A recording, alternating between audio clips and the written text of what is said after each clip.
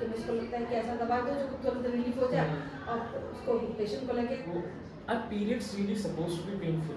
या फिर unskilled person से डीएनए करा लिया to get rid of the pregnancy. जितना समय मैं जितना साल मैंने उसके ट्रीटमेंट में दिया है अब तक उतना साल मैंने और किसी को नहीं दिया कि they literally cried and every month they are not able to get leave. पर डॉक्टर होना was my choice and to become a gynaecologist was my choice.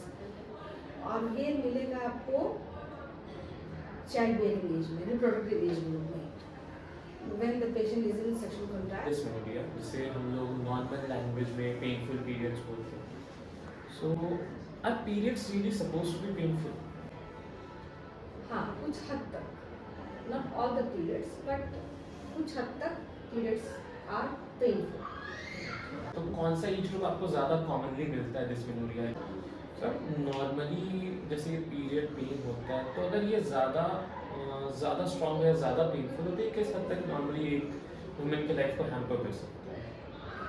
अगर पेन उस वुमेन के डे टू डे एक्टिविटी को hamper करता है, she is not able to walk, she is not able to eat, she is not able to go around, मतलब कि वो pain उसका थ्रेशोल्ड से बाहर है।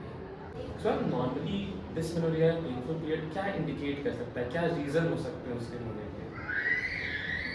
पेनफुल पीरियड्स के बेसिकली दो पार्ट में डिवाइडेड है, एक प्राइमरी कॉज है, एक सेकेंडरी कॉज है। अगर प्राइमरी कॉज है यंग गर्ल्स में होगा जो जस्ट पीरियड स्टार्ट हो रहा है जिसमें कोई पैथोलॉजी नहीं होगा, अगर उसमें हम लोग इन्वेस्टिगेट करें तो उसमें कोई यूट्रस में या उसके चारों तरफ कोई ऐसा पैथोलॉजी नहीं है जो कि पेन को इनिशिएट कर रहा है। इसमें बहुत सारा नर्वस सिस्टम और यूट्रस के मसल का जो कॉन्ट्रैक्शन का जो पैटर्न है वो सिंक्रोनाइजेशन नहीं है।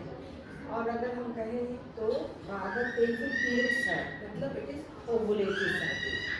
अगर पीरियड्स में पेन हो रहा है मतलब कि ओवुलेशन है, हार्मोन का प्ले है। अगर पेनलेस नहीं है मतलब it can be anovulatory cycle.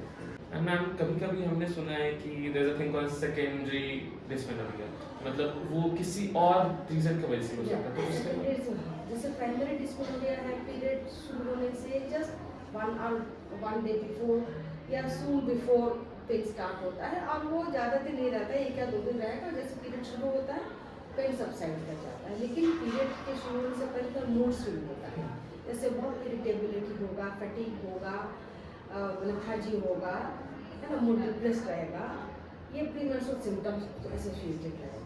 और जो सेकेंडरी डिस्मेनोरिया है उसमें डेफिनेटली कोई ना कोई पेल्विक पैथोलॉजी है, इसमें बहुत सारे कारण हैं जैसे, और ये मिलेगा आपको चाइल्ड बेयरिंग एज में, रिप्रोडक्टिव एज ग्रुप में। When the patient is in sexual contact, there can be pelvic infection, there can be hormonal disbalance also, and adenomyosis, endometriosis, a very common cause. Some ovarian cyst वगैरह जो है, तो ये causes है secondary dysmenorrhoea का।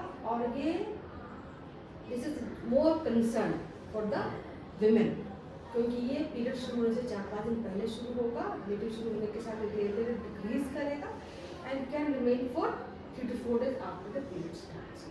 तो mainly हम लोग बोल सकते हैं कि अगर आपको पेन हो रहा है देयर इज चांसेस कि आपको endometriosis, adenomyosis, may be some pelvic inflammatory disease या कोई ऐसा चीज़ आ सकती है। Okay, so ma'am is it curable? Any kind of dysmenorrhea, we have to find out the reason. Primary best हमारे पास मोड है to go for ultrasound. Ultrasound details करता है कि कोई पैथोलॉजी है या नहीं है। अगर primary dysmenorrhoea simple painkiller से प्रोस्टाग्लैंडिन NSAID है उससे आराम से काम चलेगा। अगर उससे काम नहीं हो रहा है, रिलीफ पेशेंट को नहीं हो रहा है, तो हम लोग कंबाइंड ओसीपीज दे सकते हैं। एक्चुअली ये बर्थ कंट्रोल पिल है but it is very useful in primary dysmenorrhoea. और सेकेंडरी डिस्मेनोरिया में हमें फाइंड आउट द कॉज। अगर वो एंडोमेट्रियोसिस है उसका ट्रीटमेंट अलग है, एडिनोमायोसिस उसका ट्रीटमेंट अलग है, अगर बिकॉज ऑफ ओवेरियन सिस्ट है उसका ट्रीटमेंट अलग है, अगर PID है उसका ट्रीटमेंट अलग है। Depends upon the cause of the secondary dysmenorrhoea. Sir क्या कोई लाइफस्टाइल चेंजेस, कोई डाइट में चेंज, फिजिकली फिट होना, क्या ये सब चीज़ें? डेफिनेटली फर्स्ट तो प्राइमरी डिस्मेनोरिया यंग गर्ल्स को हुआ, एक तो उसको अपना माइंडसेट करना है कि it is a physiological thing not a pathological thing. तो उससे उसको बिल्कुल अकस्टम होना है कि it is very part of her life. तो उसका एक्सेप्ट करना है कि इट इज नॉर्मल थिंग, कोई पैथोलॉजी नहीं है। और उसको अपना हाइजीन मेंटेन करना है, अपना डाइट मेंटेन करना है, और उसको अपना रेगुलर एक्टिविटी को एकदम बूस्ट रखना है। जितना एक्टिव रहेंगे उतना पेल्विक कंजेशन का ये कम रहेगा और पेन कम होगा। अगर इसे रिलीव नहीं हुआ day to day activities, then she should go for some medications, but that also depends upon after consultation of the. अपने से सेल्फ मेडिकेशन कभी नहीं करना है, बिकॉज यू डोंट नो आपको केमिस्ट ने क्या मेडिसिन दिया है। साइड इफेक्ट्स कुछ भी आ सकते कुछ भी हो सकता है, आपको लगता है केमिस्ट को लगता है कि ऐसा दवा दो जो तुरंत रिलीफ हो जाए, और उसको पेशेंट को लगे कि डॉक्टर से अच्छा दवाई तो केमिस्ट देता है, बट आफ्टर इफेक्ट तो बाद में पता चलेगा। मैम पीरियड्स में जैसे पेन हो रहा है किसी फीमेल को, तो उसका first line of contact to उसकी मदर, सिस्टर या फ्रेंड्स होंगे। तो शी नॉर्मली आस्क कि मेरे को इतना पेन हो रहा है, क्या ये नॉर्मल है या नहीं? एंड हर किसी का पेन सेंसिटिविटी अलग है, तो they will give her other different kind of answers. तो when should a female visit doctor? How much pain exactly is too much pain? ये हमें कैसे पता चलेगा? गुड क्वेश्चन, बिकॉज की पेशेंट्स को पता नहीं चलता है कि हमारा पेन का थ्रेशोल्ड क्या होना चाहिए, कब हमको डॉक्टर को कंसल्ट करना है। अगर वो यंग गर्ल है, उसके डे टू डे एक्टिविटी को वो हैम्पर कर रहा है, स्कूल जाने में दिक्कत है, कॉलेज जाने में दिक्कत है, पढ़ाई में कंसंट्रेट करने में दिक्कत है, और अपना जो बेसिक हमारा मेथड है, अपना लाइफस्टाइल चेंज करो, अपना फूड हैबिट ठीक करो, अपना बाउल हैबिट ठीक करो, bowel habit is also responsible. तो अगर इससे इसको रिलीफ नहीं हो रहा है, then she should consult the doctor. इसमें कोई, because person to person vary, some people are very sensitive, थोड़ा पेन में बर्दाश्त नहीं होगा, किसी को होगा बर्दाश्त कर रहे हैं सब, लेकिन दे विल नॉट कंसल्ट। तो इसमें हमारा मेन सब कभी ऐसा हो भी सकता है कि हमारा कोई फैक्ट जो पेल्विस में है वो ओवरलुक हो रहा है। तो अगर वो उसके डे टू डे एक्टिविटी को दिक्कत कर रहा है, उसको हैम्पर कर रहा है, तो she should consult the doctor, चाहे वो यंग गर्ल हो या फिर रिप्रोडक्टिव एज ग्रुप की वुमन। बोल सकते हैं कि अगर उसके लाइफस्टाइल को वो हैम्पर करने लगा, वो अपने नॉर्मल एक्टिविटीज Yes. अच्छे से नहीं कर पाए, then she should definitely visit a gynaecologist. Doctor, because I have to find out the reason. जब तक हम रीजन फाइंड आउट नहीं करें, how long one would treat the patient. So ma'am जैसे आप प्रैक्टिस करते सब कुछ करते हैं, तो कौन सा एज ग्रुप आपको ज़्यादा कॉमनली मिलता है dysmenorrhoea indicate? Secondary dysmenorrhoea, second. Secondary dysmenorrhoea, क्योंकि अभी इंटरनेट का इतना तो फायदा है, बच्चे अभी से अवेयर होते हैं कि ये हमारा नॉर्मल पैटर्न है, तो उसको एक्सेप्ट करते हैं। बट सेकेंडरी डिस्मेनोरिया का दूसरा कारण ये है, फ्री टू मच ओपननेस है ना। अब यू कैनॉट से कि कैनॉट से ओपनली कि whether the girl is sexually active और not.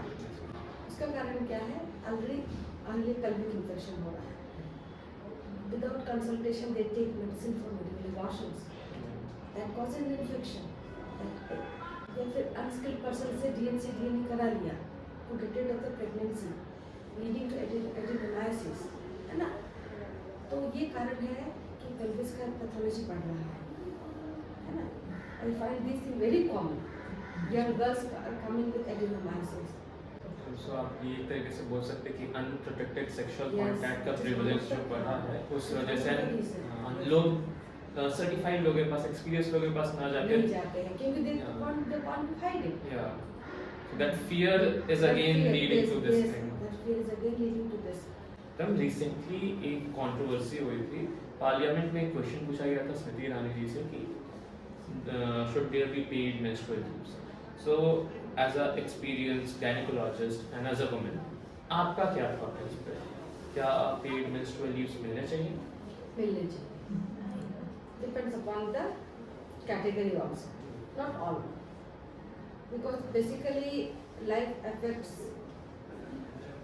low socio-economic class and middle group, and affluent class they can manage, they have so many resources Yeah. for the treatment and they have a lot of facilities, but जो middle class में आते हैं, low socio-economic class में आते हैं, तो उनके लिए it is really difficult to carry all these things and work। I have seen many women, they literally cry, and every month they are not able to get leave, Even a bank worker, I have seen.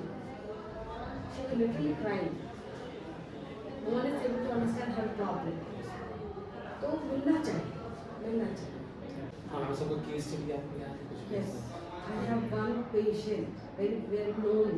और मुझे लगता है कि जितना साल मैंने उसके treatment में दिया है अब तक उतना साल मैंने और किसी को नहीं दिया, क्योंकि जब पेशेंट को रिलीफ नहीं होता दे चेंज द डॉक्टर.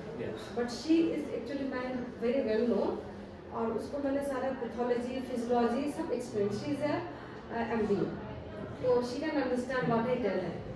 तो I think for last 5 years she is under my treatment. तो हम उसको हंस के बोलते हुए तुम पर हम सारा मेडिसिन का एक्सपेरिमेंट कर रहे हैं. शी हैज एडेनोमायोसिस, लेकिन जो भी ट्रीटमेंट है मैंने इस पर सारा रिसेंट जो भी अपडेट आता है मैंने उसको ट्राई किया है, और अब she is much better. She is much better. अब ऐसा उसको डर हो गया, उसकी पोस्टिंग बाहर है, वो जाने से डरती है. तो अभी तक ऑनलाइन अपना वो जॉब कर रही है.